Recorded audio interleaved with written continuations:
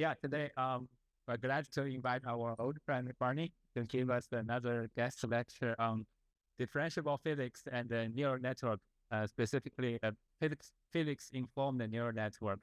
So this would be the last topic for this unit, and it's a very exciting research area in between computer graphics, computational physics, and machine learning. Thank you, Bo, and welcome everyone. So today's topic will be differentiable physics and neural networks. And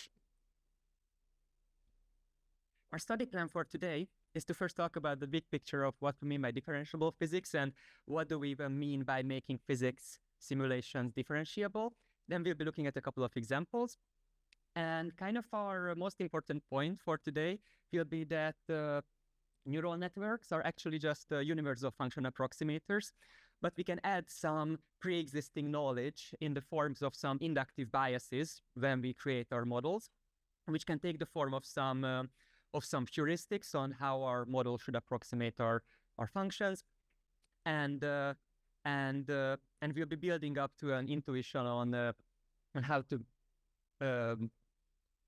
include some physical bias in our neural networks. And more specifically, we'll be looking at two examples: physics-informed neural networks and differentiable physics, where we will be training neural networks with a differentiable physics solver inside the training loop of a neural network. And then we'll be concluding by looking at one specific example in more detail. So when we introduced differentiable rendering for 3D Gaussian splatting a couple of weeks ago, our big picture was that we have some real-world object, like a tree floating around in space. And then we would like to come up with some numbers to describe some model that's a virtual representation of our real world, where our numbers essentially operate as knobs that we can tune to represent completely different things in our virtual models. And then these numbers can be representing triangles or the weights and biases of some neural network when we were approximating neural radiance fields. And in Gaussian splatting, these numbers represented the parameters of our 3D Gaussians and their colors. And once we have our model, we can render out our virtual model, and then we can once again observe this virtual model of our world.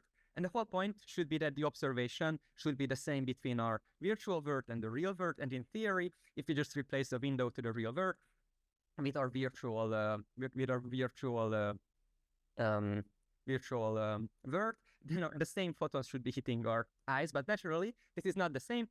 So we would like to tweak our parameters, our little knobs in our model, so that we have better results that more closely align between the virtual world and our real world. This was differentiable rendering in a nutshell. And I would like to use this as kind of a jumping stone towards differentiable physics, where we have a very similar concept of having a real world and a virtual world. When in our real world, we might be on a beach where we have some beach chair that we virtualize into a 3D model of a chair. We might have a beach ball floating around in our real world, and we might model this with a sphere in our virtual world having some x0 initial position. And as some wind blows our ball on the beach, we might approximate this or represent this with some forces acting on our virtual model. And once again, I would like you to think of these numbers, such as our initial parameters, as essentially numbers that we use to represent some model in our virtual world. And once again, these will be the knobs that we can tweak in our differentiable physics representation. And what's important to note here is that in our physics simulations, we usually have some function, a time-stepping function, that takes in the current state of our time, for example, some position and some velocity, and outputs the next state of our simulation. So given the current state or the state at time I, it gives us the position or state of our simulation at the next time step. And using this time-stepping function, we can iteratively keep simulating our virtual world. And if all goes well, then as the ball lands in the chair in the real world, so does our virtual ball. And then once again, we can observe our virtual world, our model, versus our expected outcome, our real world. And instead of photons hitting our eyes, the measurement or observation has a similar concept, but in this case, the measurement will be once again the key to making our physics simulation differentiable. As we can imagine that the ball did not land in the chair, but instead landed at some position xn after simulating our system for n time steps. And then we can write some loss function, so we can measure our loss between our expected outcome versus our actual outcome. In a simplest case, this can be the difference between the two positions. And in order to, for example, like a reasonable problem would be to find some initial position and some initial velocity that would land or make our ball land in the chair. And in order to be able to turn these little knobs, such as to find better parameters, we would need to find the derivatives, the partial derivatives of our loss function with respect to these initial parameters, such as the initial position and velocity. And it says these derivatives will be telling us exactly how to tune our parameters such that the loss function is minimized and that the ball would land in the chair. And then we can derive these derivatives using the chain rule, of which backpropagation is essentially an implementation.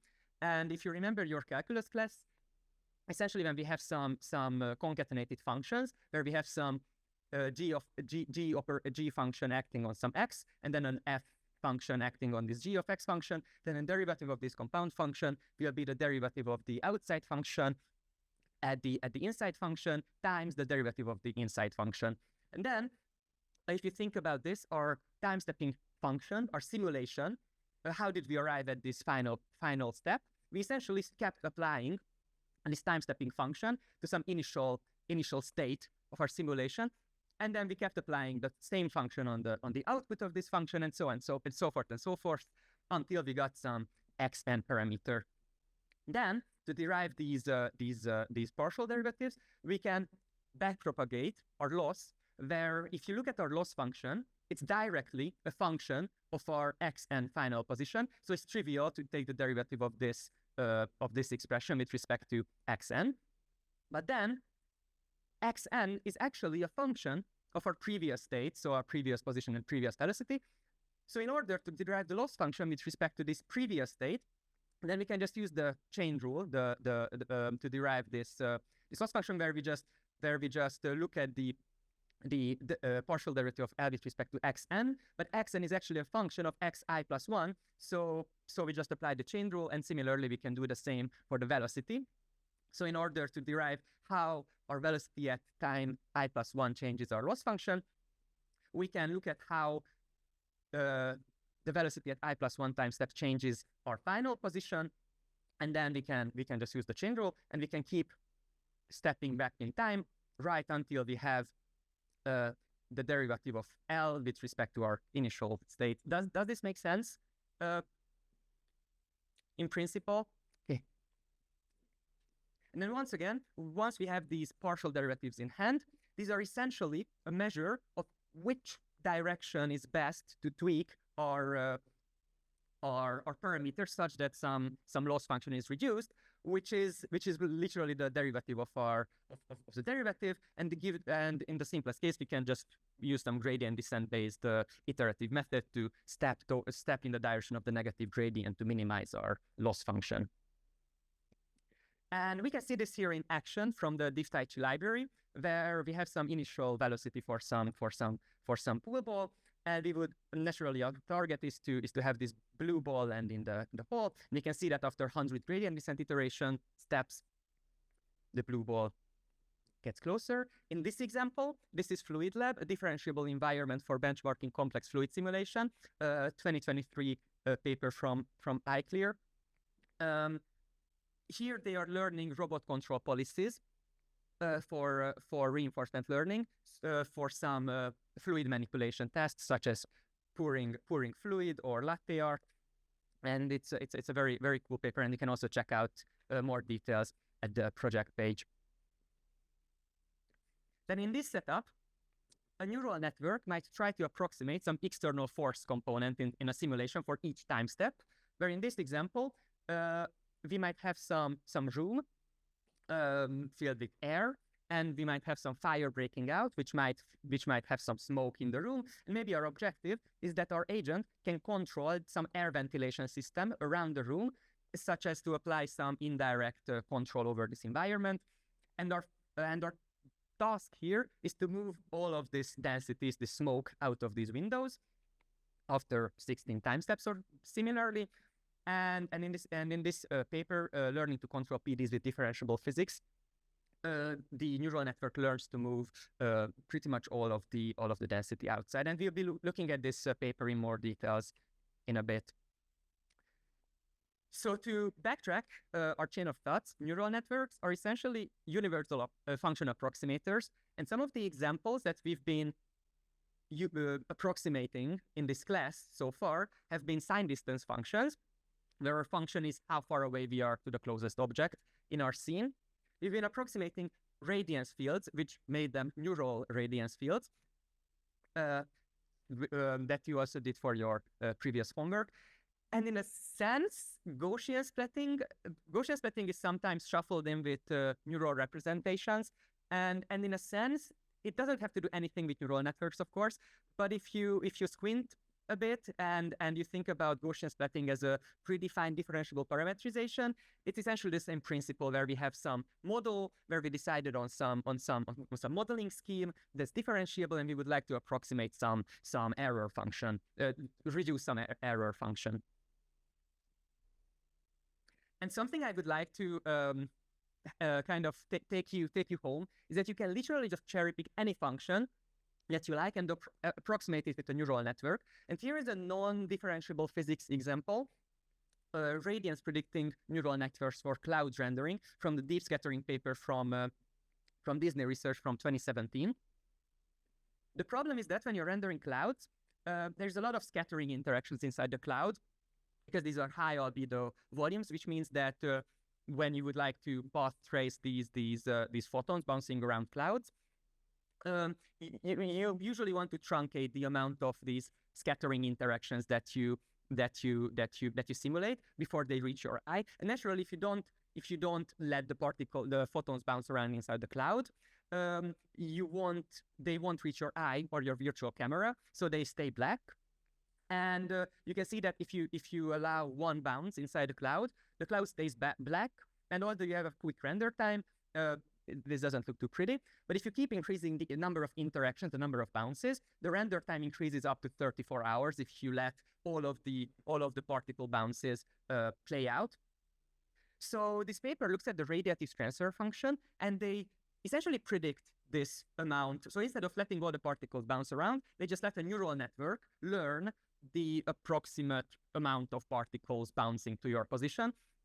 And you don't need to understand everything about this function. This is the radiative transfer function, but actually you already saw this function, a form of this function for neural networks, for neural radiance fields for nerves, where this part is essentially integrating up from your viewpoint until some boundary distance along some ray in your volume. This term is essentially the same what nerve had. It's some transmittance times some measure of density, which is the probability of your photon hitting some material particle.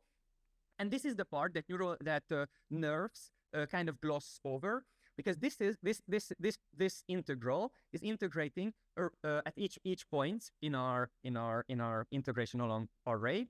It integrates all incoming photons around the unit sphere, which is usually denoted as S square, where we have a probability of a particle scattering exactly in our direction around the unit sphere at each point along our integration. And this is just essentially a term, the transmittance times the radiance once we reach the other side of the cloud. And essentially, they just cherry pick this function from the radiative transfer function, and they are just approximating the indirect in-scattered radiance. And you can see that on the left side, we have the reference images where they approximated all light bounces, and on the right side, with neural networks, they actually reached up to 24 times faster rendering speed with a neural network with pretty comparable results. And I think this is just a fascinating example of how you can use neural networks to essentially predict anything. And naturally, this is not the main focus of our lecture today, but if you are interested, then I think it's a very nice example, and there's a lot of little details going into making this work, and I can only recommend you to read the deep scattering paper. Now, let's go back a bit to physics simulation, to our physics simulation pipeline. And Bo introduced the simulation as physical model plus geometric representation plus temporal evolution a couple of weeks ago. And here, essentially, we can learn anything from our physics simulation pipeline. And that's what we're going to be doing in the remainder of this lecture, and kind of looking at examples of how we can approximate different parts of the physics simulation pipeline. So kind of to have a very big overview of, very general overview of physical systems, physical simulations, we have some time stepping function that time steps our state of our system, which takes in some state at time I and outputs the state of our simulation at the next time step. For some physical system, we usually denote this with if it's a vector field, maybe a fluid velocity field. It might take in some position, and we can be looking at this velocity field at time t. The time derivative of this, which is essentially how it evolves through time, is given by some partial differential equation, which could be, for example, the Navier-Stokes equation. This usually takes in the spatial derivatives of our state, our velocity field.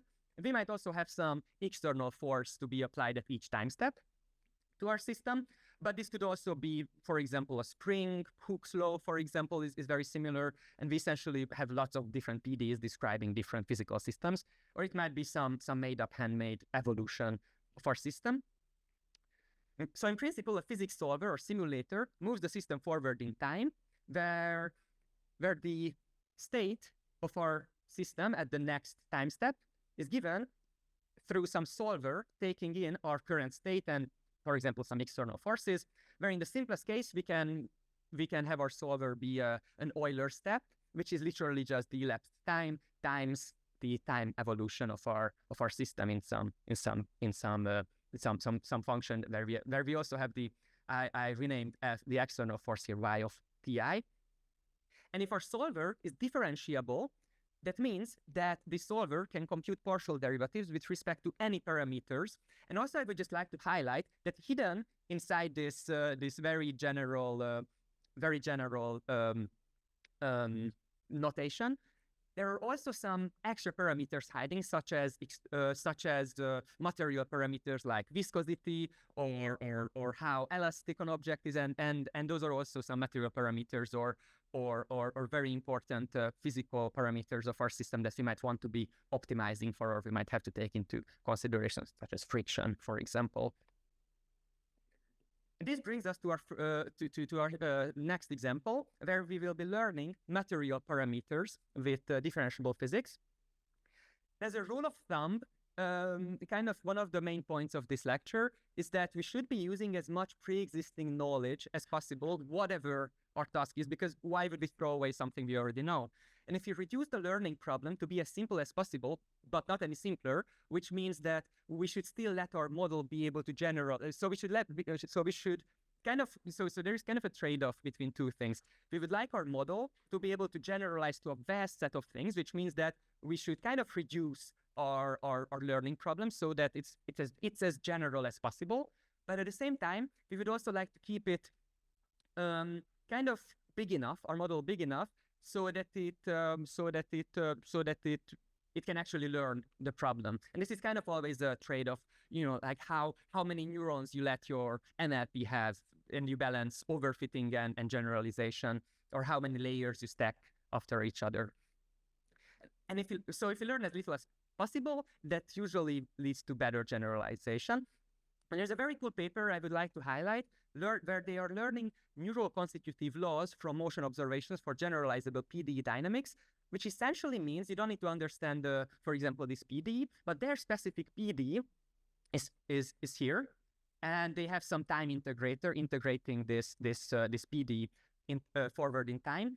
And they are using two neural networks to essentially learn some material parameters where this is some where they are taking in some deformation field, deformation gradient, the elastic part of the deformation gradient, and the neural network outputs some stress component, which is essentially how some material reacts to external stimuli, in a sense. And their simulation pipeline essentially has time steps t0 through t, and in each time step, they feed in their input to the neural network that supplies the material parameters to the PD-governed time integration, and then they have a neuroplastic law also approximating some further material parameters. And this lets them actually generalize quite nicely, where in their training data, they have some simulations that describe how some material might evolve over time. And on the right side, we see an example on how well these models generalize. On the right, we see a ground truth example that the model did not see during training. And on the left side, we can see the neural network that was trained on these synthetic data actually generalized quite nicely. And I would just like to once again stress that this is achieved by learning nothing else than just the material parameters, which is usually very finicky to put together, where you need some physicists coming in measuring stuff, but they are learning the material parameters. And naturally, something else they could have done is to learn the whole thing, the whole time stepping, but that wouldn't have let them generalize so nicely to unseen examples. And in the second row, we can see that this even let them generalize to real-world experiments, and their material predicting neural networks were trained on these data sets where they didn't have any ground truth information, just some observations from real life. And this is the reconstruction on the right side. And then here is yet another reconstruction, which the networks did not see during training. But you can see that on the left side, this is the observation, the actual physical way this simulation evolves, this physical system evolves. On the right side, you can see that their method generalized quite nicely. So once again, our main message is that neural networks are universal function approximators, and I would like to come up with a very simplistic and a bit maybe too simplistic example, but I would just like to hang up your disbelief for a bit. And here we are approximating a very simple 1D curve, so some x and some f of x. We have some target function, and we might be looking at some mean squared error loss, where we are just looking at our predicted f of x from our neural network minus our ground truth. We might be taking the square of this difference. Here I'm fitting a very small MLP with only 2 hidden layers with 10 neurons each. And you can see that it tries to, overall the epochs, it tries to fit, but it struggles to even overfit to this very simple example, however long we let it run. So naturally, a very cool idea that you might have is, of course, I can just stack more neurons to increase the capacity of my neural network. Here I increased it to 50 neurons in each layer, and but still just 2 hidden layers. And you can see that does much better, but it still doesn't overfit incredibly well. And then you might think, okay, maybe we could do some more advanced constraints, maybe some regularization, maybe even more neurons.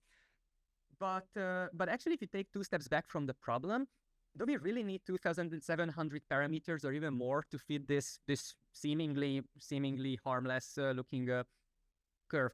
And if you just take a step back and look at the curve, it kind of looks like just a combination of some sinusoids. Do I really need all these neural network parameters? And this might give rise to the idea that why don't I just model this function that I'm approximating as a sum of n sinusoids, where I have some frequency for each of the sine functions and an amplitude for each of these sine functions. And why don't I just simply optimize for these n sine parameters of frequencies and amplitudes? You see that on the right, this is what I did in this example, and you can see that the model fits quite nicely and already learns the curve, I think around 1,500 epochs, 1,500 epochs. It fits quite nicely, even though in our previous example, not even 20,000 epochs or however many epochs would do the problem. While also, I think I was using here 50 sines to fit this curve. So let's look a bit closer at how the parameter distribution actually looks like. Here I was using 50 signs to fit the model on the right. Here I'm just plotting the frequency parameters, the B values in our function, and the amplitudes. This is essentially a Fourier transform. And of course, you might think that, oh yeah, why don't I just do Fourier transform? But stay with me for a second here. You can see the parameter distribution here of these 50 signs evolving through time while they are trying to fit this curve.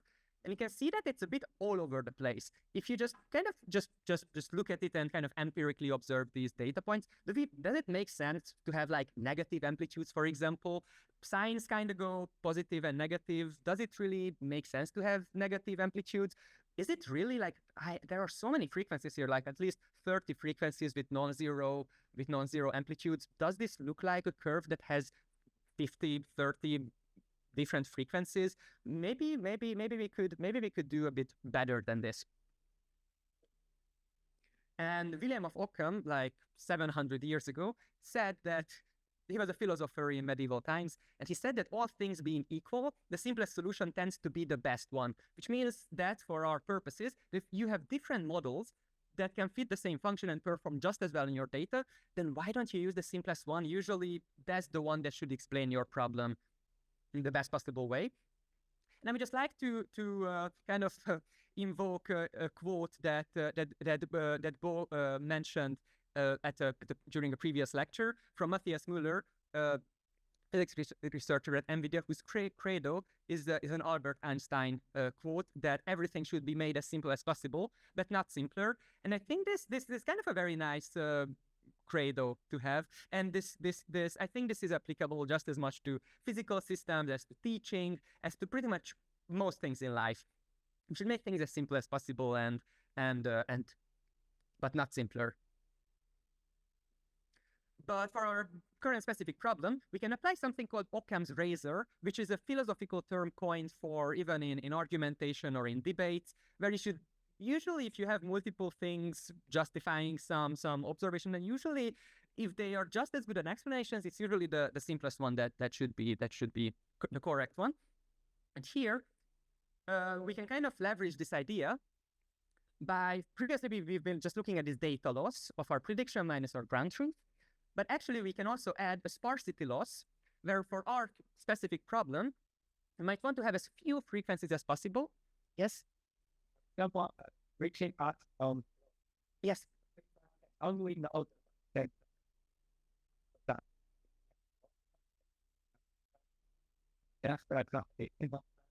Oh yeah, thank you. That's a great question, Richie. So just so everyone hears, it's in the Zoom chat. The question was whether we should include cosines in our sine model. And this is a great question, and I think this really cuts to the core of thinking about models. And I think this is exactly what you need to do to target any of these problems. In this specific example, this is a very simple model. We could be using sines and cosines and pretty much any function. Sine seems to be a reasonable problem. If you think about cosines, they are essentially, they have a shape shift in them. So essentially, we could be adding a b pi plus c component here, where you just shift your sines into cosines. So I don't think we are losing much generalization here. But of course, if your model doesn't work, then a very amazing idea is to try adding more and more functions. And this is something we'll be looking at actually in a bit. And so I would like you to hold your thought for a second, and I will be building up to this intuition. Yeah, thank you so much. So applying this sparsity loss, so back to the sparsity loss, we would like to have our model be as sparse as possible, which means that we should use the least amount of frequencies and the least amount of non-zero amplitudes as possible, which means that we can just look at the L1 loss, which is just the average of the magnitude per parameters, just literally just looking at the magnitude of our amplitudes and the magnitudes of our frequencies. And naturally, this part will never be zero. That's very important to observe, which means that any kind of physics-informed, physics-inspired kind of similar loss, which we'll be looking at in a bit later this lecture, the loss will never be zero. You will never be able to have a zero loss, because if you think about it, the whole point is to have some amplitudes and some frequencies that are non-zero, because otherwise we just have a zero model. And this is actually a very important observation that we'll be looking back at in a few slides. For example, in this example, I'm just applying a sparsity loss of 0.01, which means that I have my usual data loss plus 0.01 sparsity loss, which means that we kind of penalize having too many frequencies. And you can see, just like magic, our model managed to fit our curve in, I think, 400, 500 epochs, and it's pretty nice. And in the parameter distribution space, you can already see kind of 3 frequencies emerging. And you can even think of just throwing out the window all non-zero or zero amplitude frequencies here. So you can kind of see 3 frequencies emerging here. And kind of as a fun thing, I never did a plot like this before, but here I'm kind of plotting the evolution of the learned sinusoid parameters in frequency space.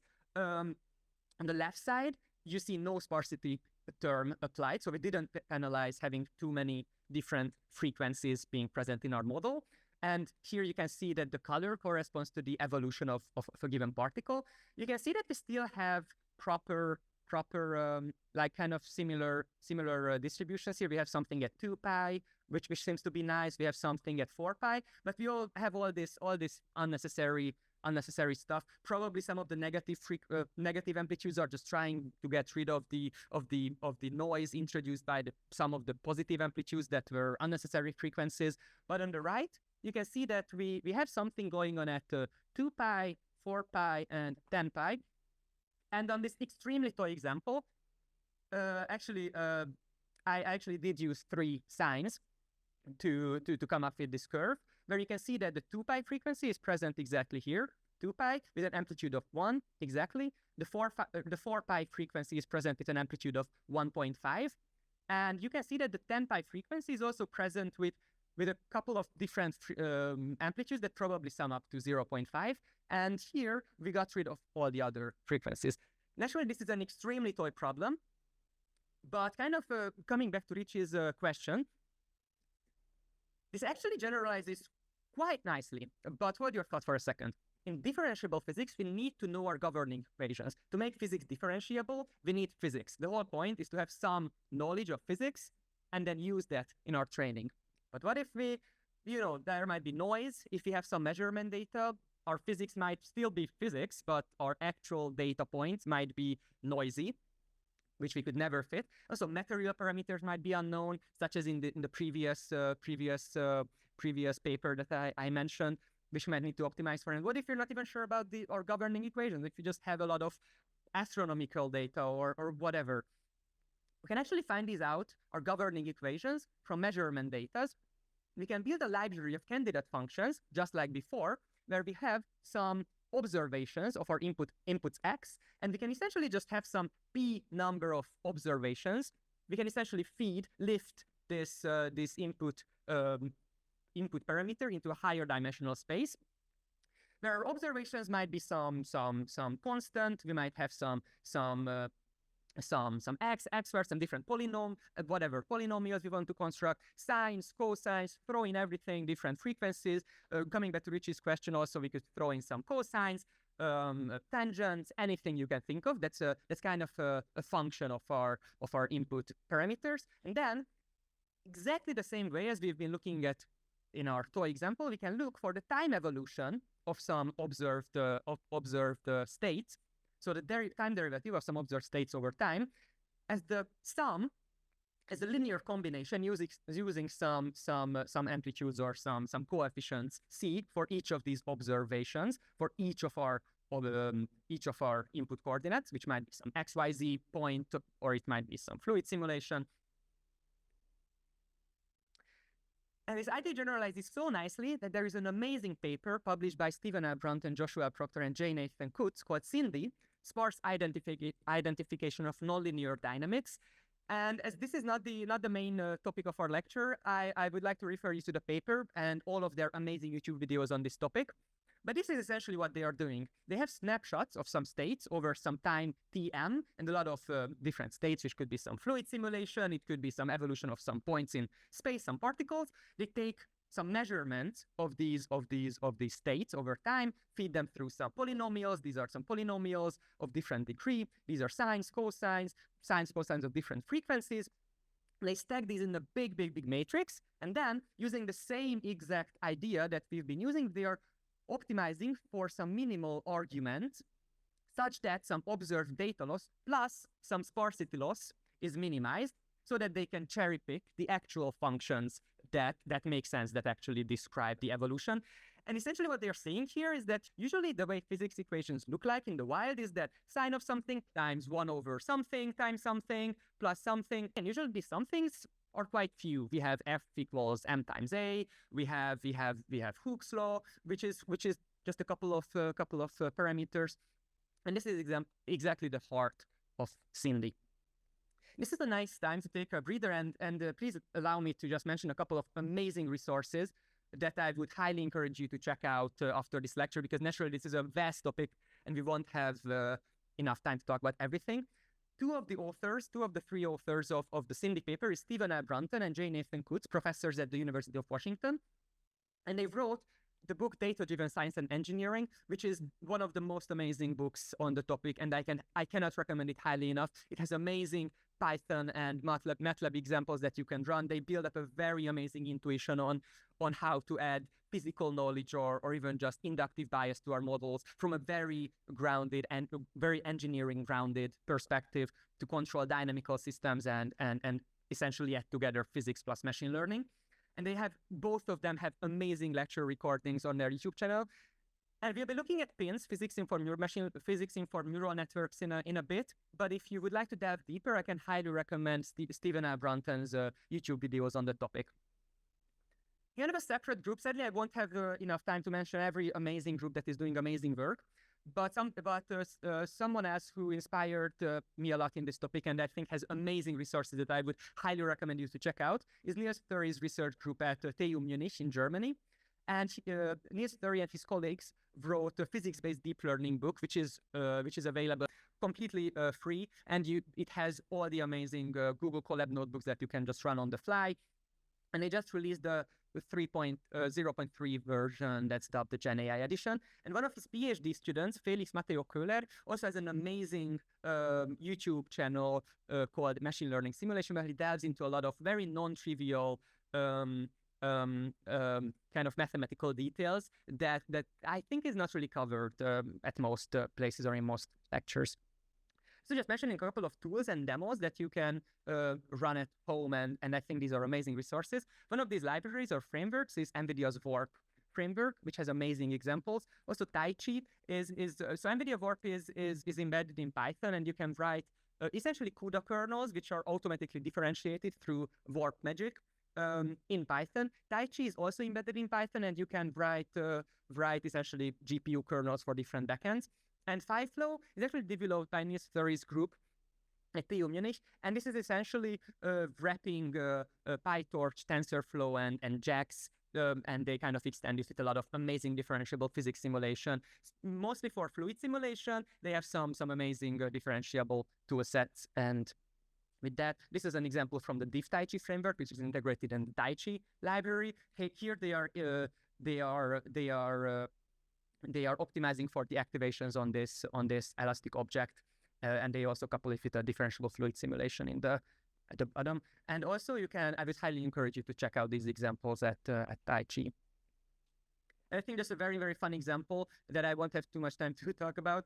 But here, something they are doing here, I think this is one of the most fun examples of differentiable physics in action. They're optimizing for the initial water height field. Here they have some center activation, and they're optimizing for 16 time steps. And after 16 time steps, they take a snapshot of the water simulation, put it over a squirrel, and what they're actually optimizing for is that once you feed the output of the snapshot through VGG16, which is an object classifier, which tells you whether you're seeing a goldfish or a squirrel or a teapot, and they train this such that VGG16 thinks that the picture of a squirrel is actually a picture of a goldfish with 99.91% probability. And I think this is just an amazing example of how you can literally just fit any function you want. And naturally, you can run this at home.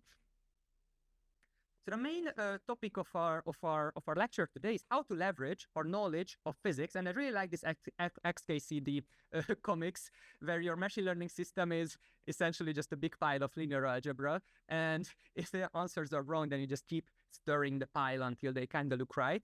And how to measure them kind of looking right is a big question in machine learning, any kind of learning task. And here, our main topic, our big picture, is that we would like to add some physics to this big pile of linear algebra and extend our pile of linear algebra with a pile of physics and kind of ground. But of course, this is just for fun. So far, we've been talking about differentiable physics from a very high level, kind of looking at a couple of examples. We saw that it actually guarantees you to abide by physical laws. So for example, if you think about when we were learning the material parameters, their time stepping guaranteed them to stay physically accurate. There were no way that their learning system would break the physical laws as long as their time integration works properly with their material parameters predicted by the neural networks. But their actual differentiable system kept the system sane in the sense of being physically grounded, aside from maybe coming up with some crazy materials that act in weird ways. It's a this is the tightest coupling that you can have between learning and physics. Whereas with any kind of soft constraint, we've been looking at the soft constraints for sparsity. As I mentioned, you're not guaranteed to actually satisfy. In the case of sparsity, there's actually no way to satisfy that soft constraint. And coming up, we'll be looking at the same idea of soft constraint, but now our soft constraints will be inspired by physics themselves, and we'll introduce this physics-informed neural network PIN idea through 2 examples. And then at the end, as kind of a last topic, I want to guide you through kind of a very, once again, toy example of learning to throw some projectile. And we'll be comparing our usual supervised learning that's very typical in deep learning and machine learning versus a differentiable physics-inspired training and how much better one of them performs. But for now, let's stick with our soft constraints. We might have a problem when we have some observations of some underlying problem. We might have some measurement data. We measured our system, and in this case, we might have some curve, and we measure the curve at these training points.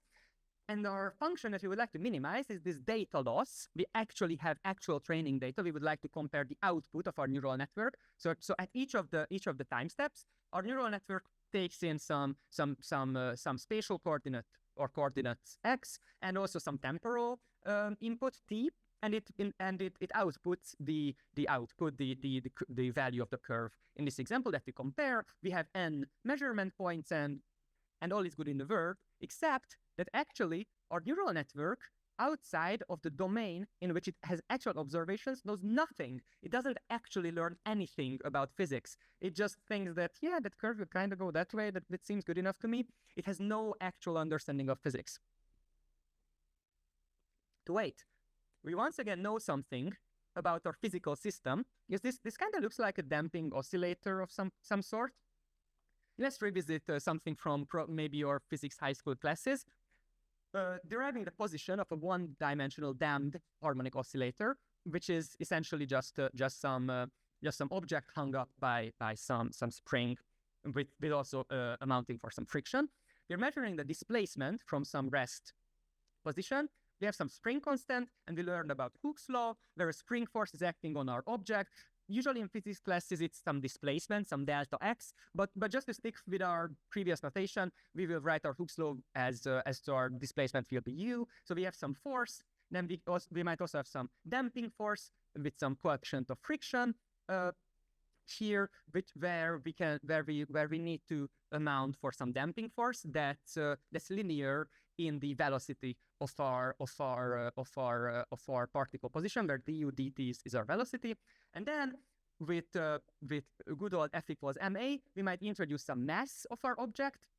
And Newton's second law says that the sum of all forces acting on our particle is equal to mass times acceleration, where acceleration is a second derivative of our neural network output with respect to time.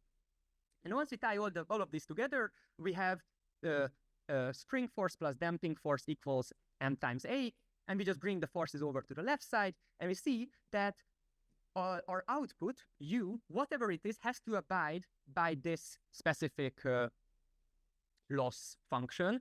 We might use it as a loss function, but all we know that this system has to satisfy this equation at each point.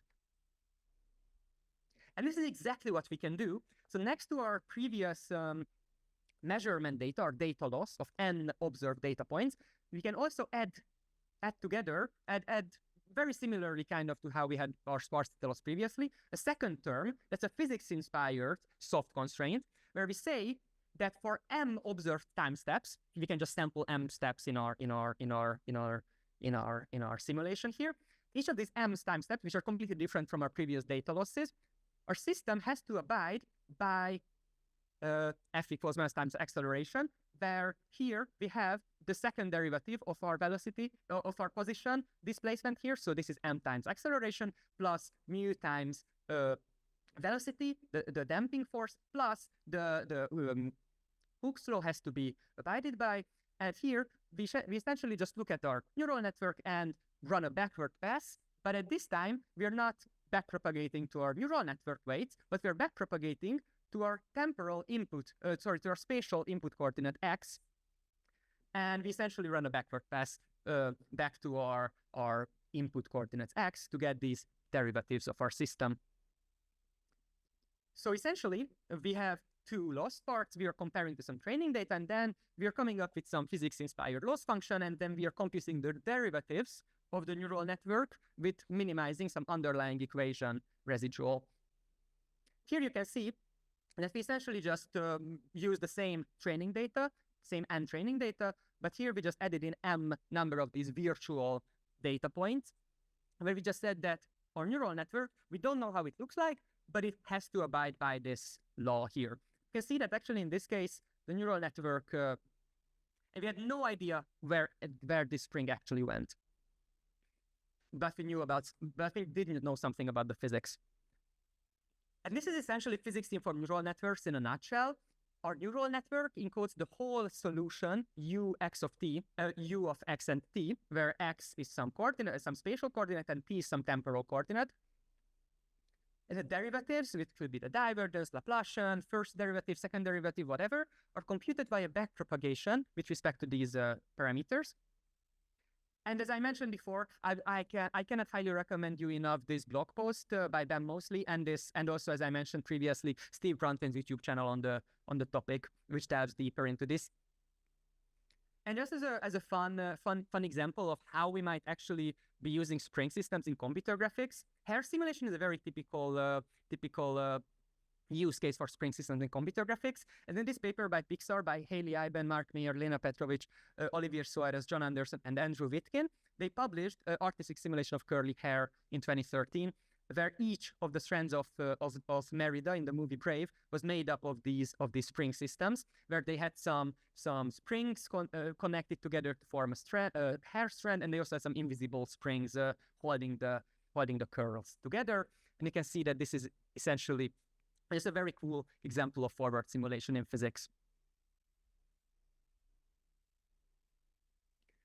So we are talking about integrating physics-based loss functions in neural networks, and our first option is this spin inspiration, where we approximate the whole PD solution as a neural network. And this idea of pins was published by Raisi et al. In 2019, and it's a very highly cited, very influential paper.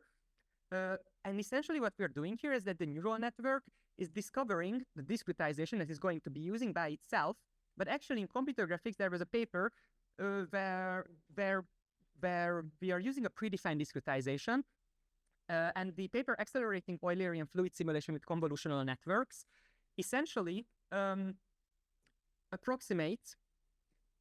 learns the pressure projection step in fluid simulation, published by Jonathan Thompson, Christopher Schlachter, Pablo Sprechman, and Ken Perlin in 2017.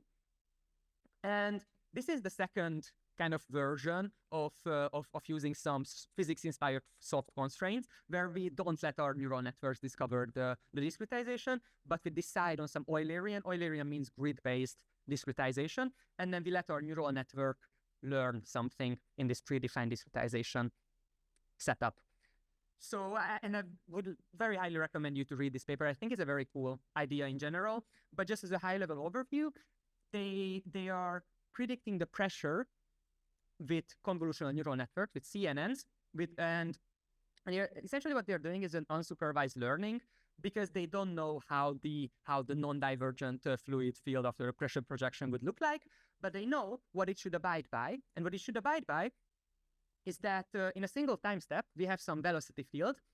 And the way to project out the pressure from this is literally to take in the previous time step velocity field or the incoming velocity field, and just subtract the gradient of some pressure field, which is a vector field.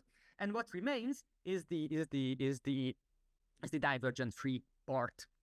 So what we know that this pressure projection operator function should hold is that the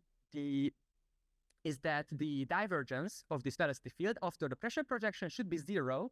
So we can literally just use this as a loss function where our neural network predicts this pressure component. And then what we want is that once we subtract, when we project out the pressure from our velocity field, it should be divergent free. So we would like to minimize the divergence of our fluid simulation. And a couple of weeks ago, we had a very cool introduction to fluid simulation. And if you remember, we had something called operator splitting, where the way to advect the fluid simulation forward in time from some state 1 to some state 2 is first applying some advection step, where we would self-advect the velocity, or before that optionally some density, some smoke or ink. Then we apply some external forces, probably not allow the velocity to penetrate some boundaries. And then in a pressure projection step, we would so these are all unconstrained, which means that we might acquire some divergence in our fluid simulation, but the pressure projection step can take care of this for us. It projects out the divergent part and leaves us with a nice divergent free velocity field. Because it's very important in fluid simulation, you don't want to advect a velocity field that's not divergent free. So the pressure projection part is actually very important. And usually we do this with an iterative method where we are solving for this divergent free constraint. And it's usually very costly. And also, if we just say that we are doing 16 iterations to solve for a pressure part, it's not actually guaranteed to be divergent free.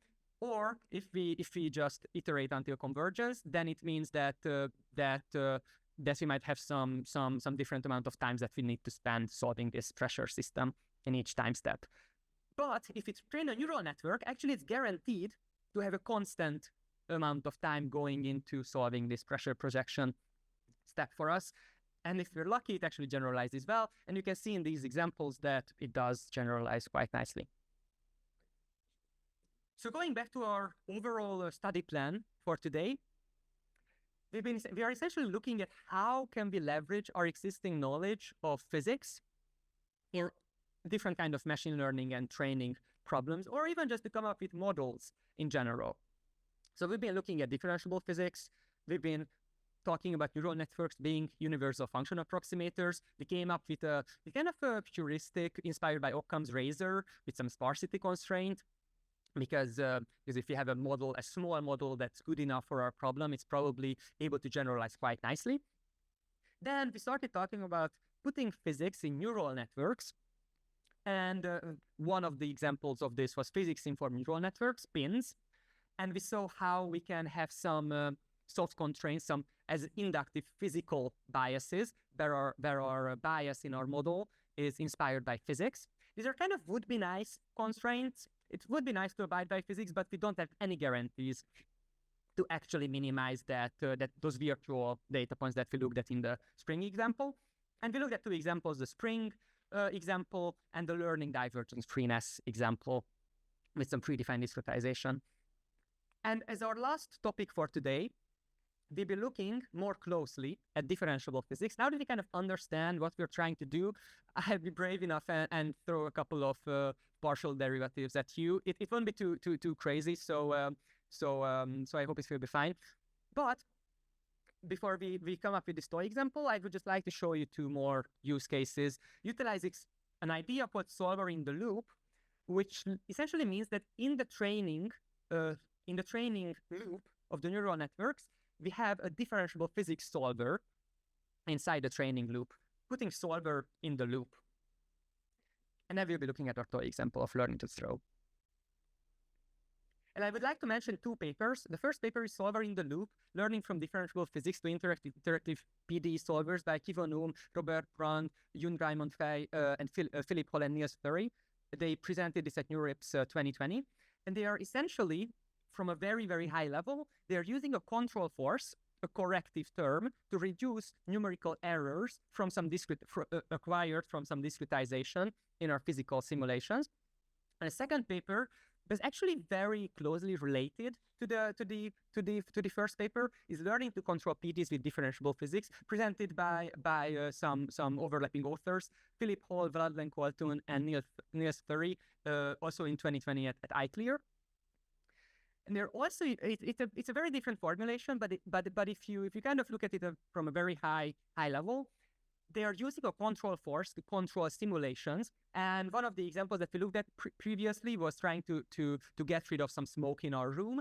And another example that I highlight in a couple more slides is optimizing for some shape transitions, starting from a triangle. How can we control our system to make the triangle into a square or something similar? And also in this paper, tied to this paper, they released their differentiable PD solver PhiFlow, which is built on JAX, PyTorch, and TensorFlow. And it's very cool. You can swap out your actual backends, but they have some very cool differentiable pressure solve, differentiable advection, and just a lot of very cool kind of toolings if you want to do anything with this in this problem space. And they also have very amazing examples that you can run on GitHub or Google Colab, from GitLab on Google Colab. And just as a reminder, I kind of talked about the idea of how we can just learn any function in a physical system. This is a previous slide, and in a sense, this is the function that they are approximating in these two papers from a very high level. So in the Solver in the Loop paper, they're learning a control force to correct simulations. They're usually, especially in, like, for example, you can think of a grid-based simulation where you have some grid cells, you have some discretization, and based on, usually it's nice to have your simulation run quickly. And usually the way to make your simulation run quickly is to have fewer cells. But if you have fewer cells, then you're losing a lot of details. So if you have some high fidelity simulation with a lot of fine grid points, you might have some simulation that carves out some trajectory on this manifold. But if you have some coarse version of the simulation with a coarser discretization, with a coarser grid cell, then the evolution from the same exact starting state, might be completely different. And what they are doing here is learning this corrective term as some corrective external force to be applied at each time step to bring the evolution on this coarse grid closer to this finer grid. So that's what they are learning, where they have some mapping between the two spaces, which can be thought of as some upsampling or downsampling. And in a sense, what I would like to highlight once again is that physics simulations is essentially a lot of compounded functions. We're essentially concatenating a lot of functions. So if you would like to do a physics simulation for t time steps, that's essentially a physics simulation on the initial parameters, giving us the state after one time step that's taken as the input for our next time step and the next time step. So in a sense, we end up with some very long concatenated function of time stepping function of solvers, which is just repeated t times. And in a sense, if we have something a differentiable physics solver, we are essentially using the chain rule as before to roll out all these time steps. And this is an example result from the Solver in the Loop paper, where on the left side they have the reference simulation, which resolves some very complex dynamics, and on the right side they have the coarse simulation that doesn't perform as well and fails to reproduce the very intricate, important details. But now on the right side, we have the learned neural network apply some corrective force term at each of the time steps, and we can see that it actually manages to reduce the numerical error significantly and manages to capture a lot of intricate details. And for more details, I would very, very highly recommend you to read the paper or watch their YouTube presentation on their project page. It's also a very amazing resource. And now to the second paper that I just mentioned, learning to control PDEs with differentiable physics. They're once again learning to control force, but their target in this example is to match some observed state after t time steps. And in these two examples, so in the first example I showed a couple of slides ago, their objective was to bring out all of the smoke from the room so that it's not inside the room. But in these examples, we have a shape transition problem where our initial state has some density distribution. You can think of this as smoke in a room, or you can think of this as ink dropped in fluid. It's just solving the Navier-Stokes equations. And what they target is that after, I think 16 time steps in this example, they would like to match this other pressure, this other density distribution of a triangle. And you can see that on the left side, the neural network manages to control the simulation quite nicely. And on the right side, going from this shape to this other shape, it also manages to capture the details quite nicely. And I can only recommend you to read this paper as well for more details, because actually there are a lot more details going on, but this is in a sense what they are doing here. And now for our very specific example of learning to throw, which I kind of introduced on a very, very high level at the beginning of the lecture. We'll be talking about projectile motion, and we'll simplify it as much as possible just to kind of look at some specific numbers. We have some projectile position with some x and y position. The projectile may start at the origin with some initial angle and some initial velocity magnitude. And also there we might have some gravity acting downwards along the y-axis on this particle. And this is a very well understood problem. So this is an extremely toy example. But actually, our position x is given by v times cos theta, where we're essentially looking at this angle here. And cosine gives us the x projection of our velocity. And our y velocity, the y component of our initial velocity, is given by v times sine of this initial angle. And usually we simulate this. We can simulate the two axes independently from each other. And in this very simple example, we can just multiply by t, and this will give us how far along the x and y axis did this projectile go. And also from physics, you might remember that the displacement along the y-axis due to some gravity force acting downwards on the particle is given by, at time t, is given by -1/2 g times t squared. And also, this is a very well understood, very well researched problem. Actually, the solution is a parabola, and our quote-unquote physical simulation, so where would our x hit position would be on this x-axis, so the y equals 0 coordinate.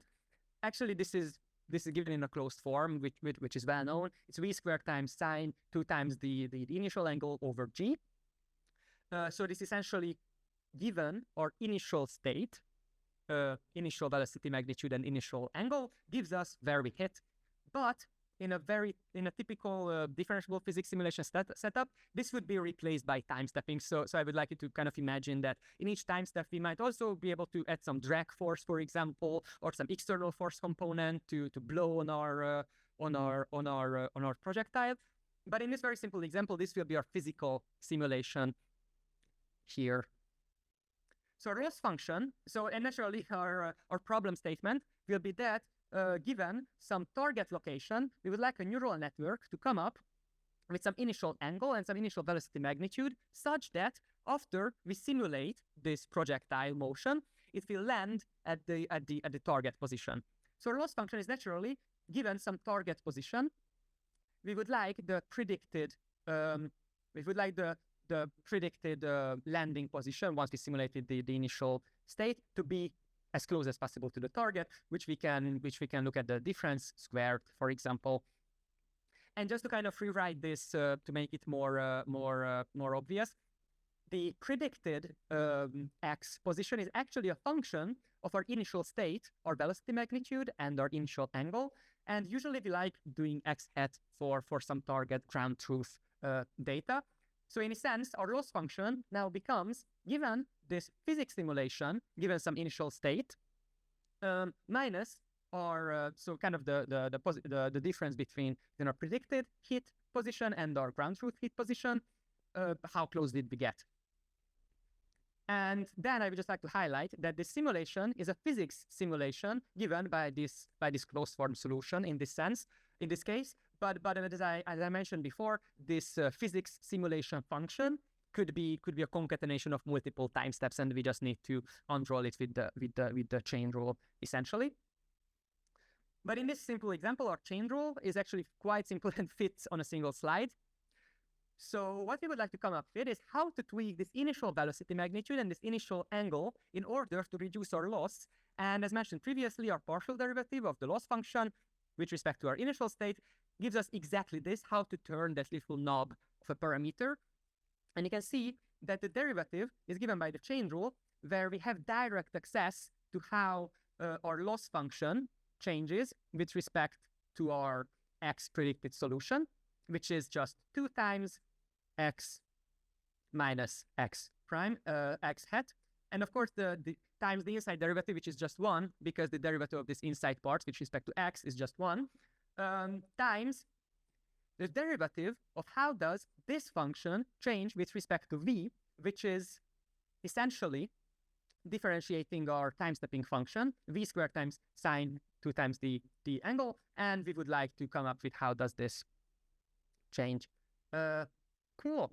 And this is essentially differentiable physics here. So once we took the derivative of our time-stepping function here, and I just realized I have a typo here, sorry about that. But I think you can imagine the correct derivative of this. And similarly, we can also take the derivative of the loss with respect to our other initial parameter, the theta, where we have dl dx times dx d theta. So how does our physics simulation change with respect to our initial parameter? And this is the whole derivation. And oh, I see. I managed to get the correct derivative here. Sorry about that. Now comparing, and then we would just like to use these gradients to reduce our loss. And now I would just like to quickly round up the lecture with talking about our very typical supervised training and our newly introduced differentiable physics training. Where on the left side, we have, so it's in both cases, our neural network takes in some target position along the x-axis and predicts some initial parameters. And on the left side, we have a supervised loss function, which has n observed pre-generated data. We have to pre-generate some ground truth data to be able to compare the output of our neural network versus our ground truth information. We can just use some L2 loss. This doesn't have any knowledge of the underlying physics. We have to pre-generate everything before we do any training. And also you can note that in this very specific example, but actually many other problems that you can think of, X target could be hit by many different correct initial parameters. And what this training will do is actually average between these examples, which means that if you have some different correct answers, it can never manage to hit the target properly because it's just trying to average between the different good examples. Whereas on the right side, we have some solver in the loop. So some differentiable physics solver in the training loop. And we don't need any pre-generated ground truth in this example. And I also feel this kind of blurs the notion of unsupervised, supervised, because this is essentially neither. And if you think about it, on the left side, you could also pre-compute, instead of pre-computation, you could also compute the ground truth data on the left side on the fly. So I think actually it's I'm not sure how to. I think it's still kind of up in the air in the research community, kind of how what was the correct terminology here. But in any case, we don't need any pre-generated ground truth data. We're essentially computing our our ground truth on the fly using our physics knowledge, and then looking at the derivative of this physics simulation. So essentially, to compare the expected results directly with the output of the neural network simulated with our physics solver, we supplied some existing physics knowledge. And as I mentioned previously, usually this is a simulation of multiple time steps concatenated together, so you would need to unroll these time steps. And in the simplest case, your PyTorch or whatever backpropagation implementation can take care of this, or you might need to derive these manually if you have some pure CUDA and you didn't use VARC, for example, or you might have some C++ code, then you might need to write the backward pass of the physics simulation by hand. But if you wrote this with something using PyTorch or any other differentiable simulation framework, this is readily available to you. But of course, there are many different caveats with how do you backpropagate through a pressure solve, for example.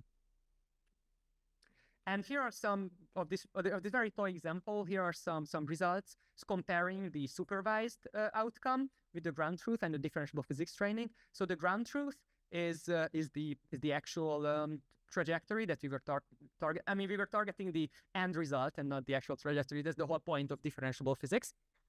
But in these, actually, I was just overfitting here. So this is a bit not perfectly nice.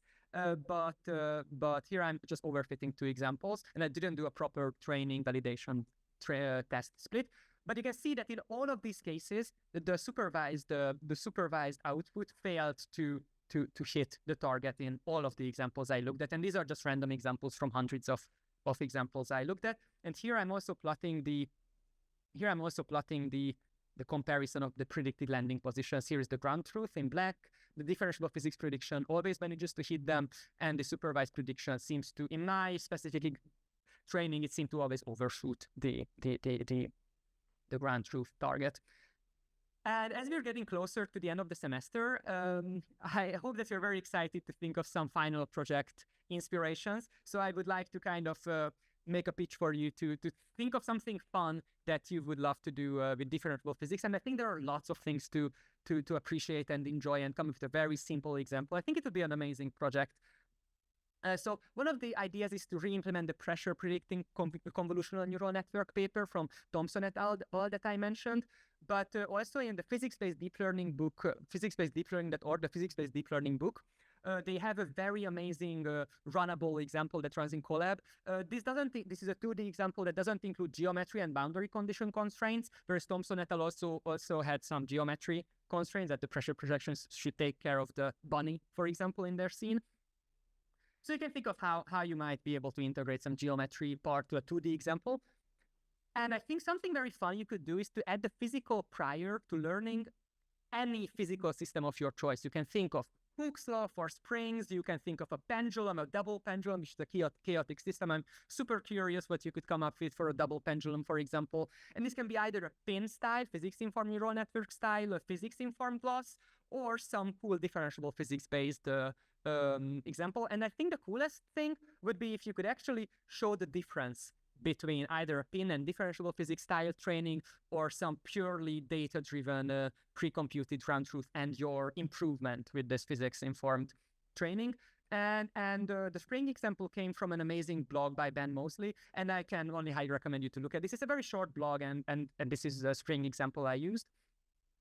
And also, your project could be an improved, more exciting version of learning to throw. You might think of adding some drag force. You might allow the problem to not just have starting positions at the origin, but all over the place. How would that change things? Can you shoot left or right towards the negative axis? Can you do it in 3D, for example? It would be quite cool to visualize that maybe.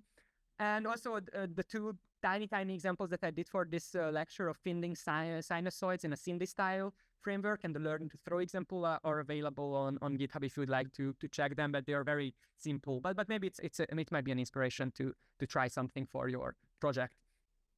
And with that, thank you for your attention. And if you have any questions, I think we're out of time, but I'm super happy to answer any questions. So thank you so much for your attention.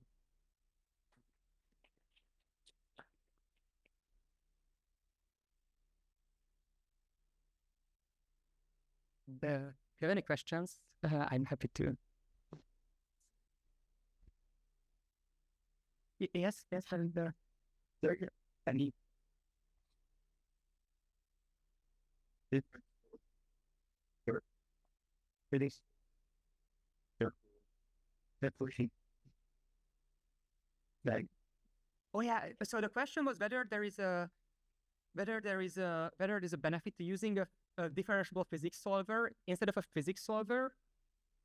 Yeah, critical physics in that brings and well this is kind of differential physics in your that over there's physics. Oh yeah, right. So I think there are many benefits, and I think the way I look at neural networks is that they are just numerical tools to approximate any function. So like different tools in your library could be a Taylor series expansion or some Fourier transform or some Monte Carlo simulation to solve an integral, for example. And neural networks just predict some function. And also they might be faster, for example. So usually, for example, in the convolutional neural network example for predicting pressure, they had a fixed. So once you train your neural network, there's a fixed amount of time it needs to compute because you know how many parameters you have.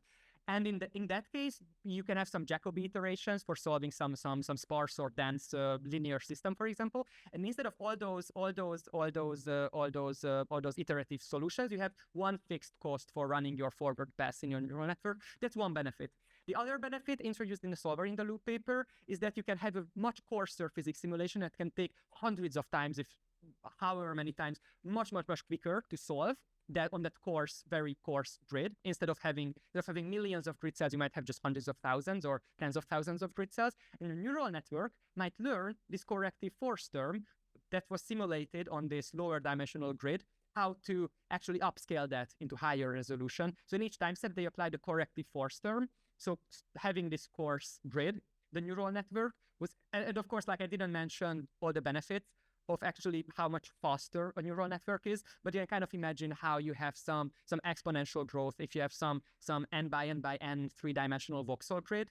Then if you scale that to twice or three times or four times the size to resolve some finer details, then that's just exponentially grows, and it's it takes much longer to simulate. Whereas a neural network, if you manage to learn this essentially correction term, it might let you run simulations much quicker to, for example, optimize some parameters, after which you can run a final fine-grained simulations. I think these are some of the benefits of including differentiable physics solvers, but naturally, one of the problems is how can you guarantee your solution to actually generalize and abide by physical rules. And I think this is the topic of much research today, because for typical numerical solutions, we have a very good understanding of our error terms. For example, when you do some iterative methods, we usually understood quite well how our numerical methods do in terms of some error losses. But with neural networks, this is not necessarily obvious. So it's essentially a trade-off, and I think the current research is looking at how we can use neural networks to have better physical simulations. I think that there are a lot of exciting directions in this, but I think these are some of the cherry-picked examples of why this is exciting. And I could go on and on, and I think this is, there are many exciting reasons to include physics in your simulations. Yeah, thank you for the question. That's a great question. I think we ran out of time, but if you have any other questions, I'm super happy to answer that. And thank you for your attention again. Yeah, thank you, everybody.